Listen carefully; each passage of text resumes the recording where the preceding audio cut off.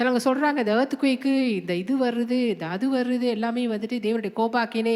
இல்லை பிரியமானங்களே, பூமி பழசாயிட்டே போயிட்டு இருக்குங்க. அதனால தான் கடைசி காலத்தில் இதெல்லாம் நடக்கும்னு இயேசு சொன்னார் பார்த்தீங்களா? படிக்கிறீங்களே, மத்தேயு 24வது அதிகாரத்தை நீங்கள் வாசிக்கலாம். இதெல்லாம் வந்து என்னத்துக்கு நடக்குது? கடைசி நாட்களுடைய சம்பவங்கள். ஸோ நம்ம மீது இந்த கோபாக்கினை எல்லாமே இயேசு மேலே போனபடினாலங்க, எல்லாமே அவர் மேலே திருப்பப்பட்டதுங்க. ஸோ அவர் நமக்காக பலியானார். 1 யோவான் 2வது அதிகாரம் 2வது வசனம் தெளிவா சொல்லுது.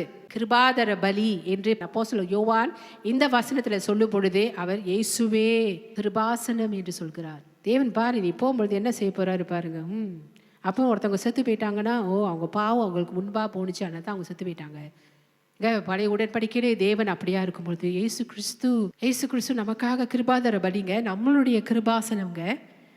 நமக்காக ரத்தம் சிந்தினவருங்க. அவரோட ரத்தம் நம்ம மேலே இருக்கிறதுனாலங்க தேவன் நம்முடைய மீறுதல் அக்கிரமங்கள் பாவங்கள் பார்ப்பதில்லைங்க. ஸோ அதனால தேவன் நம்மளை நீ தண்டிக்கிறதும் கிடையாது. ஏன் தெரியுங்களா? கிருபை நியாய தீர்ப்பை வென்றது, வெல்கிறது. mercy triumphs over judgment. ஹல்லேலூயா. இதுதான் கிருபையின் நற்செய்தி. இந்த கிருபைக்குள்ள தான் நம்ம எல்லாரும் வாழ்ந்து கொண்டிருக்கோங்க. ஆமென்.